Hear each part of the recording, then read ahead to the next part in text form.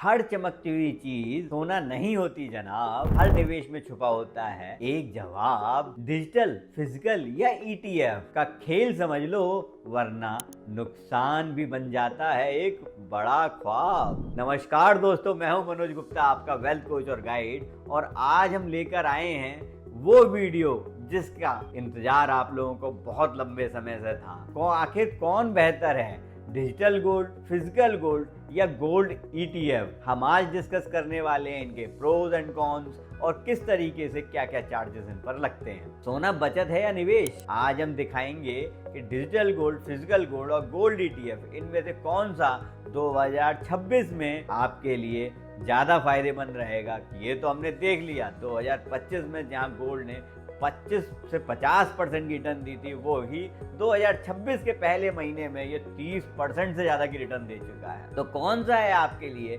Smart investment? आइए सबसे पहले बात करते हैं फिजिकल गोल्ड के बारे में, जिसमें है परंपरा और टच, यानी कि वो हमारे हाथ में मौजूद रहता है। तो क्या है फिजिकल गोल्ड? दैट इज भौतिक सोना, गोल्ड बार, सिक्के या ज्वेलरी जिसे आप स्पर्श कर सकते हैं। ये सब फिजिकल गोल्ड में आता है। भारत में सदियों से परंपरा रही है गोल्ड ज्वेलरी पहनने की और गोल्ड बार्स को घर में रखने की, क्योंकि ये आपको देता है वित्तीय सुरक्षा, टच करने का एहसास और शादी त्योहारों में ये बहुत ही उपयोगी माना जाता है। इसकी कुछ कमियां भी हैं। पहली कमी तो ये है कि इसे स्टोर करने की बड़ी चिंता होने लगी है। अब तो ये और भी महंगा हो गया है। चोरी का जोखिम रहता ही है, मिलावट का भी खतरा होता है और ज्वेलरी मेकिंग चार्ज जीएसटी हमेशा अतिरिक्त लगते हैं। एक फिजिकल गोल्ड 10 ग्राम के बार पर आप मेकिंग चार्ज भी देते हैं और जीएसटी भी, मतलब आपका निवेश ऑटोमेटिकली कम हो जाता है।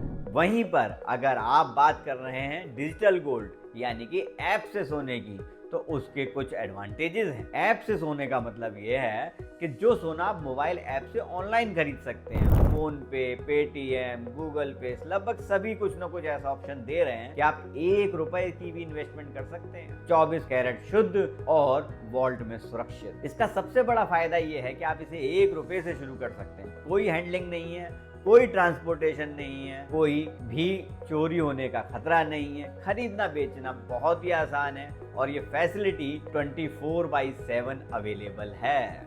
हाँ, सेबी ने एक चेतावनी जरूर दी हुई है कि ये डिजिटल गोल्ड अभी पूरी तरह से सुरक्षा बाजार के अधीन नहीं हुआ है, इसलिए विश्वसनीय प्लेटफॉर्म चुनकर ही उसमें इन्वेस्ट करें। टैक्स, यदि आप इसे 3 साल के भीतर बेचते हैं तो आपको लगेगा शॉर्ट टर्म गेन टैक्स, और अगर आप इसे 3 साल से ज्यादा रखते हैं तो आपके ऊपर लगेगा लॉन्ग टर्म गेन टैक्स। यही फिजिकल गोल्ड पर भी एप्लीकेबल है, तो लगभग सेम है। अब तीसरे नंबर पे आता है आपका गोल्ड ईटीएफ, जो मार्केट से ट्रेड होता है।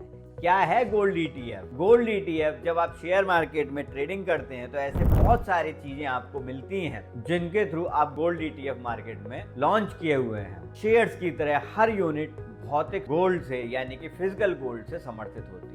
इसका फायदा सबसे बड़ा ये है कि इसकी लिक्विडिटी बहुत ही हाई है। मार्केट आर्ट्स में आप कितना भी खरीदिए, कितना भी बेचिए, बहुत जल्दी फास्ट रेट पर बाय सेल होता है, जबकि फिजिकल गोल्ड जब आप बेचने जाते हैं तो बड़ी दिक्कतें आती हैं। लोअर कॉस्ट है ही, है ना, फिजिकल गोल्ड के मुकाबले, क्योंकि ये 1 ग्राम पर भी और 0.1 ग्राम पर भी आपको चीजें मिल रही हैं।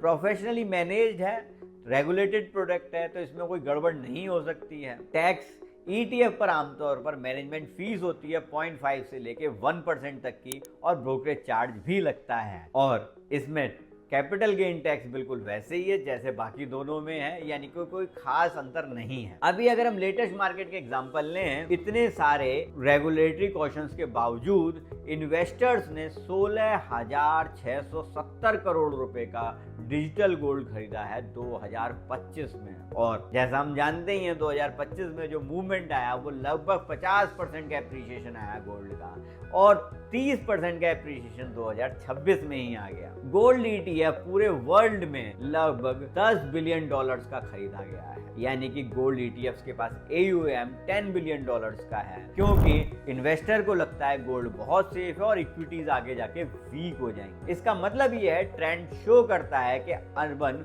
और लॉन्ग टर्म इन्वेस्टर्स का फेवरेट बनता जा रहा है ईटीएफ, जबकि बिगिनर्स आज भी डिजिटल गोल्ड पर विश्वास करते हैं, क्योंकि उन्हें वो 1 रुपए से भी वो शुरू कर सकते हैं। अब बात आती है आप कौन सा चुनने वाले हैं। अगर आप शुरुआत कर रहे हैं तो आप डिजिटल गोल्ड से शुरू कीजिए। कम राशि में आसानी से मोबाइल से आप खरीद सकते हैं, आपको कहीं जाना नहीं, आना नहीं, कुछ करना नहीं। But if you are a investor and you think gold will definitely move further, then you have to invest in gold ETFs, क्योंकि इसकी लिक्विडिटी बहुत अच्छी है, कॉस्ट लोअर है और 100% रेगुलेटेड है। अगर आपका लक्ष्य हमारी संस्कृति या शादी त्योहारों में इसको यूज करने का है तो ऑब्वियस सी बात है physical gold is the best, क्योंकि परंपरा हमें यही सिखाती है कि गोल्ड का लेन देन हमें करना ही है।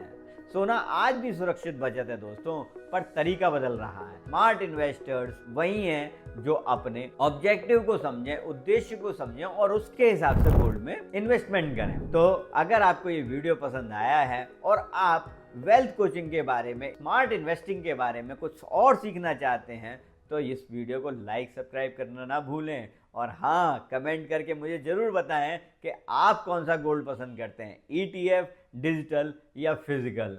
आज के लिए इतना ही। मुझे सुनने के लिए बहुत बहुत धन्यवाद।